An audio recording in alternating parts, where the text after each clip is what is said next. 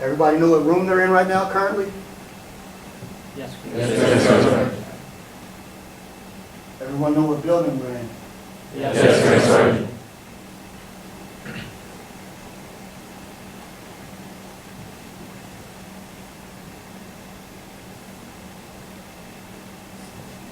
I want you to imagine we're sitting here doing business as normal in lab, Wednesday,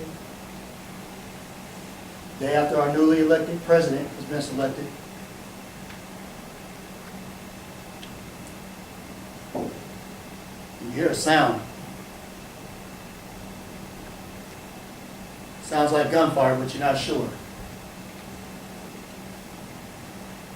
Now I want you to think about what you'd be doing at that moment.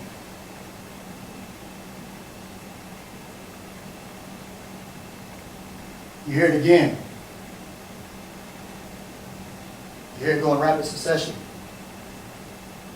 You start to hear what it sounds like, people screaming and possibly running around. Some of it you can hear going down the hallway. Some of it you can start to hear outside. And you hear the shots. Now recognize the shots begin to get closer and closer to the room that we're in right now. Again, I want you to think of what you would do.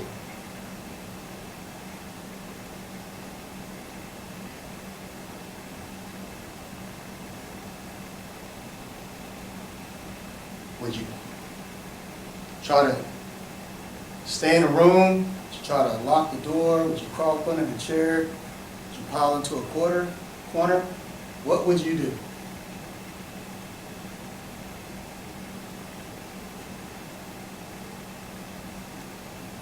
Open your eyes. Good afternoon. My name is Gunnar Browning. I'll be giving you a class over active shooter. We'll talk about what you should do in this situation, that type scenario. I've been cut short a little bit because first class is not here, but I'll try to make sure I give you enough time at the end, just in case you have any questions, so we can go ahead and identify it. Because this can potentially affect you, and if it does affect you, it's not going to be a training situation. It's actually going to be game time. So, how to survive an active shooter. Now, there's a lot of stuff on the slide. I'm going to go ahead and go over everything. One of the first things you want to do to survive an active shooter is run, hide, and fight. Run, hide, or fight. Now, if you ever find yourself in this situation, the reason why these things are important, because it may dictate whether you walk away alive or not. So, for the run part, first thing you'll do is if you hear rounds going off, and what I would tell you is, stand up.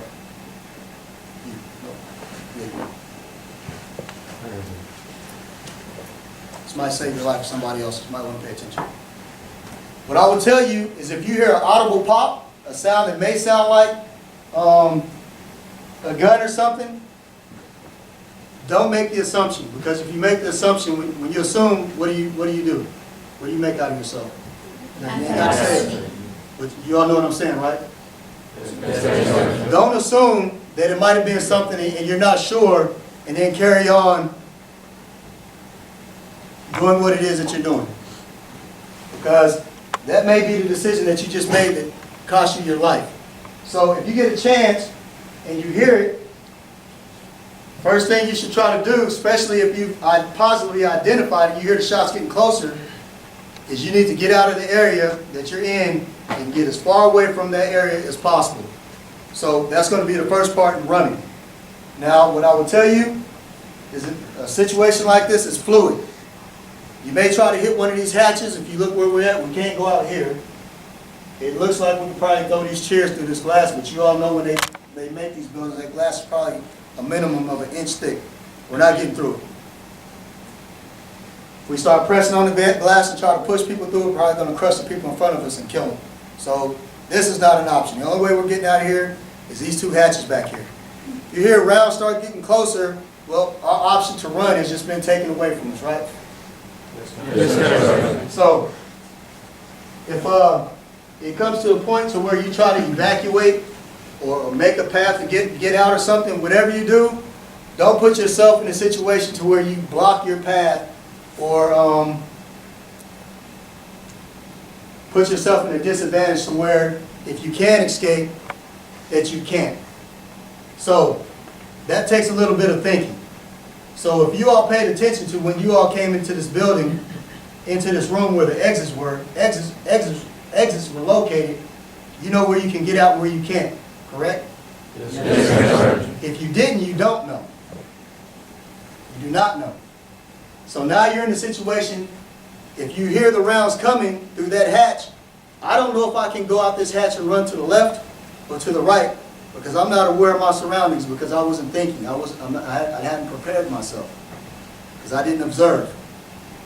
So that's one of the first things. You need to be observant about where you're at, all right? Because you don't want to be caught in that situation to where if you do hear rounds coming from that hatch and they're coming in, and this is your only way out, and you realize it's a dead end over here, and that's the only way that you can go, to whereas you have other options that you can do instead of running out. Does that make sense? Yes, sir, Sergeant. So when it goes to running, do you think, who's got like expensive computers or smartphones or something like that? We all got them, right? Do you think if you start hearing shooting and you made up your mind you're going to start running, do you think you should grab that stuff? No, sir. Leave it. Leave it. You can get another one. You can get another one of those. Most of you got insurance. If you don't, you go to GameStop and get half of that stuff real cheap. We cannot replace. Once you're gone, you're gone. And it would be pretty sad if you're gone because of a bad decision that you made, because you're going back to try to grab your laptop or a cell phone. Or if you see someone that you have a chance to grab and run out with you, and you see them try to grab a laptop or a cell phone or a picture book or something like that, you got to go if you're running. If you're running, you got to run, especially if you got a clear air and space where you can run to. If at all possible, if you actually get out from running and you see people going towards the danger area, you want to try to prevent them from going into the area that they're going into. That make sense? Yes, sir. So if you know it's frantic out here and everybody's running and the shooter is in this room and you've exited this room and you're hitting a ladder well or something and you see people running up the ladder well, don't be a blue falcon. You understand? Yes, sir. Take the time, hey, run this way. Someone's up there. Don't let them go towards it. But even at that instance, if they're still trying to fight their way to come back up here, are you going to stop? No. What if you know him? It's a good friend of yours. What if it's bad? Rakowski, you going to stop if bad keep trying to run up here? Cross your fingers for him, right? Hey, cross your fingers for him. Because now, unfortunately, if you run back up here, you put yourself in a situation to where your life could be at risk. So don't do it. If you get to the point where you're running, run. If you can't run, you're going to hide. If you can't get out safely, you need to find a place to hide, act quickly, and be quiet. So, if you get somewhere, you're going to be quiet. So in this room right here, we see how these hatches are. Again, if the shooter is coming down the hallway, probably what we're going to have to do here is barricade ourselves in this room. Imagine some of your classrooms. How you sit at that desk. Y'all got like desks with folding chairs in some of y'all's classrooms? Yes, sir. So you got those type chairs. Or you have like the classroom in Broughton, where we got the stadium seating and we got the two hatches on the side. Think about some of the areas that you may be located in and be in a situation where you start hearing rounds. what is it that you would do in that situation? So, especially if it's a situation to where you can't get out. You can't get out. So we'll say we can't get out. What are some of the things you all think we should do? Sasson? Very sure, make sure to maybe put some of the chairs underneath the block to make sure that nobody can open them from the Okay. outside. Try to lock the hatches from the inside. You about to say something to you? Yes, Mayor, sir. What you got? Good afternoon, Mayor, sir. You good, thank you. Attempt to resist, so blockade the doors, and then when if the shooter tries to come in, probably stand on one side of the door and then whack him onto the chair. Okay. So we're gonna go into that second part. Because that's my fight. part. So it said blockade the doors. So think about some of those classrooms you're in, some of those instances I talked about. Let's think about some of the materials that we have now. In this situation, these hatches open out. Try to do what Staff Sergeant said, try to put the chairs on there to try to keep them from going out some type of way. Or we could try to doggone make a chair mountain with the chairs that we have. We also have this desk, this lectern over here. Probably could stack that up in one of the doorways. Whatever it is, regardless of where you're at, you're going to try to blockade yourself so that they can't easily come into where you're at. Okay? Again, first, if you can run, you're going to run. If not, now you are in a situation to where you have to put yourself in the best of situations to try to prevent them from coming in. Again, you want to turn the volume down on your cell phone? Yes, Yes, Yes, sir. Do you want to be in the room screaming hysterically? No, yes, sir. If someone is in the room screaming hysterically, what do you think you should do? Silence. Try to calm them, silence them. It may get to the situation where you have to muffle their voice. Did I say suffocate? You may have to quiet and calm them. And if it gets to that type of situation, you might have to seriously calm these people. Tell them it's going to be okay. Reassure them, hey, I need you to calm down so it's under control. We're going to be fine. And get them to relax. You may or may not be able to do that. Hopefully you can. Regardless of whatever, you want it to be one of those situations, if you do get the hatch barricaded or locked to where they can't pull it, that they can't put the air on it to try to see if there's actually people in here. You want them to be able to grab the handle, it's locked, and move on. Statistics say that if it's difficult, when you have an active shooter, they're more than likely to keep pushing on. They're looking for soft targets. They're looking for people running around in the hallway who are soft targets. So if you make yourself a hard target, and we're barricaded up in here, and they don't know we're in here, we're more than likely to be better off. So, now, let's say we can't barricade the hatches because all these chairs are connected. And we can't lock the hatches from the inside. But we sure as hell, we sure hear rounds coming down the hallway. We know it's coming. That is when we go to fight. Now, this part right here, I want you to again put yourself in the mindset of some of the rooms I talked about, whether it's classrooms, whether it's restaurants, restroom, a business area, wherever, and you get an active shooter. What you cannot do is, if you're not right there on the scene and you hear it coming, you hear that intensity coming towards you, what you cannot do is hunker down. So picture a library. You got the bookshelves, you got the tables, all that stuff where you study, you got the cubicles. Imagine an active shooter coming in, and imagine people diving under tables, hunkering down. Can y'all picture that? Y'all picture that? Yes, sir. You cannot do that. If you do that, just start counting the seconds until you're going to die. Because if someone has gotten to the point to where they're going to come in and start randomly shooting people, they're not going to care that you're under a table, hunkered down, begging for mercy. More than likely, they're going to get close range on you, close the distance, probably say something sick and sadistic, and shoot and kill you. And shoot you until they know that you're dead, because you made yourself an easy target. So for whatever reason, just based off the data alone, when you hunker down like that and an active shooter is in the room with you, they're going to shoot you if you let them. That's why in some situations you have to make up your mind that you're going to fight to live. Any means necessary. So, the data shows the best way to do that is to overwhelm them.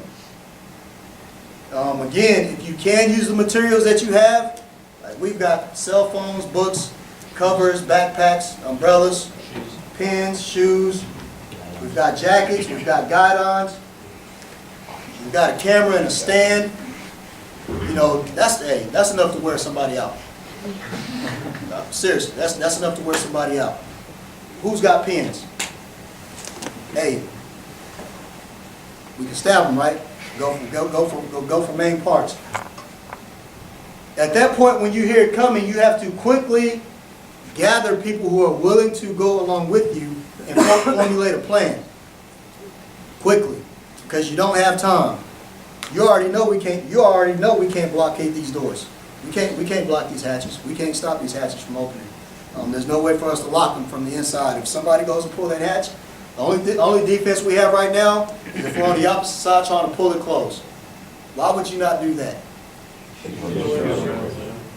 Because if they know somebody's on the other side and they're coming in to kill you, what are they more likely to do? They're going to start shooting through the door, right? And then think about that. If you see people sitting there frantically trying to hold that door and they start taking bullets and falling down, what's a person's natural tendency to do? Start going backwards, right? Now they're coming in and everybody's doing this and they're just plucking us off. Now, good thing for us, especially those of active duty, most of the time when something bad happens, we're trained to go towards it.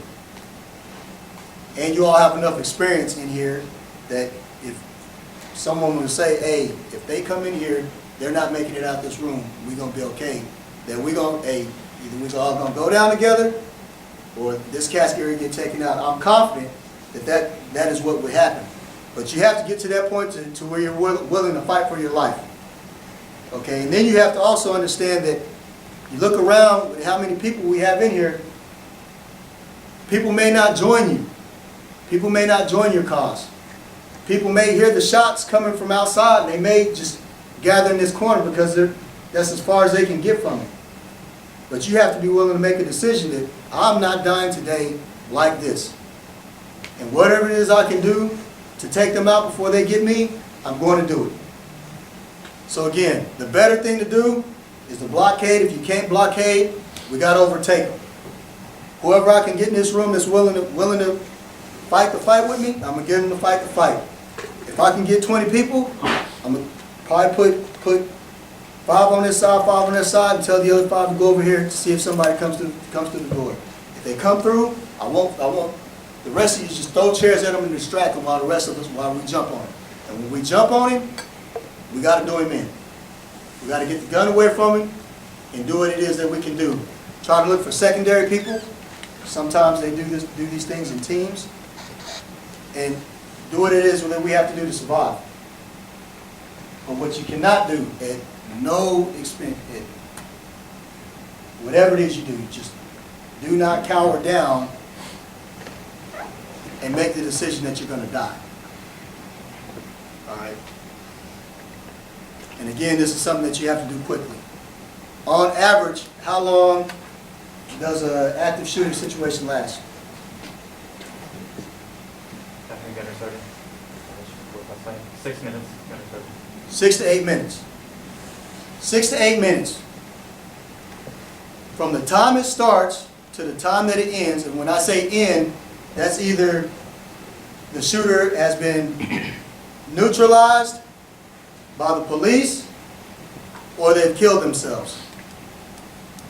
Now, who all went to the range? We all went to the range, right? Yes, sir. We heard all those rounds going off when we were shooting? Yes, sir. Let me ask you something.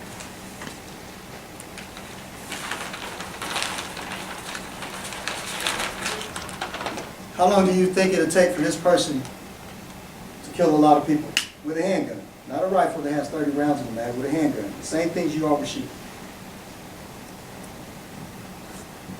Look at this and think about 6 minutes. 6 minutes.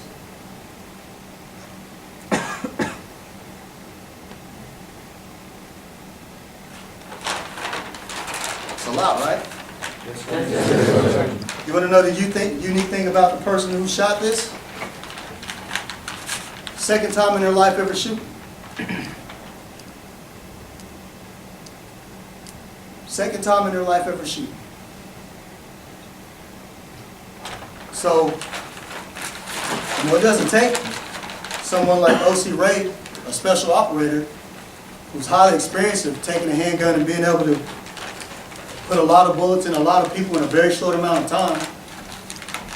It could be someone that's similar to a midshipman that's sitting to your left or your right. That's new at shooting handguns. And you give them 6 minutes, think about how much damage they can do. That's why it's paramount, no matter what, when it starts happening and it goes down, you have to choose life. You have to. Because if you don't, you're going to die. I mean, you've seen it. You've seen it on TV. You sit there and wonder why so many people were able to get killed. It's because they hunkered down and they quit. You can't do it. Now, when can this affect you? It can affect you when you're on ship. It can affect you when you're on a Navy base, on a Marine base, Army Air Force base, any base. It can affect you here on campus. It can affect you anywhere. You could be on vacation, sleep, and wake up to an audible pop, and then start hearing noises. What I would tell you is if you haven't thought of a plan prior to any situation that you're going into, you're setting yourself up for failure. You need to be aware. You need to be cognizant of what's going on in society and in the world. And you need to have a plan. Every time I go somewhere, I'm looking at exits. I'm looking at what's going to stop me from getting out of where I'm at, where I'm located. I'm looking at what's going to hang me up. You know, I'm kind of checking out the people who are around me. Do they look like they're going to choke if something goes down? Am I going to have to leave them? Who looks like they'll stand up and fight with me? And this is going into Walmart. Walking into Walmart. I'm thinking. That is the world, the society that you all are in. All right, you all need to be cognizant of this type of stuff. Do you all have any questions of me? I got started late because first class ain't here, but y'all got any questions of me dealing with active shooter? So what's the first thing you should do? Run. All right, if you can't run, what do you do? Hide. All right, within hiding, what's some of the options that we have? Barricade. What else? Lock the hatch, turn the lights off. Do we talk loudly or get frantic? No, sir. Do we dial 911 when we can? Yes. Yes, sir. All right. One of the things you all need to realize that if it is an active shooter situation and that 6 to 8 minutes has passed and it's gone silent, or say it's in it, and say the police come in here, and say some of the people in here have gotten unfortunately shot.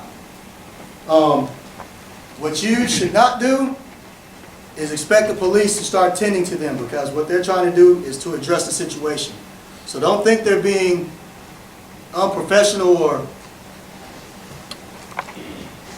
will think that they don't care about people who've been shot, because it may be your loved one or something.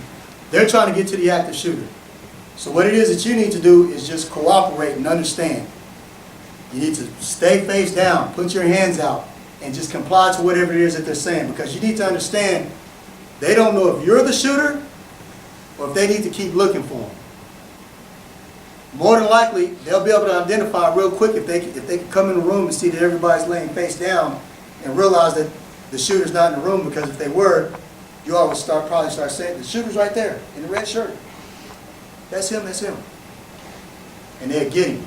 Outside of that, they'll realize quickly that they can push on. So make sure when the professionals get here, you allow them to continue to be the professionals, so potentially they can make that 6 to 8 minutes go faster. All right, do not be the reason why more people get killed, because you're pulling them away from what it is that they're there to do. What questions do you have of me?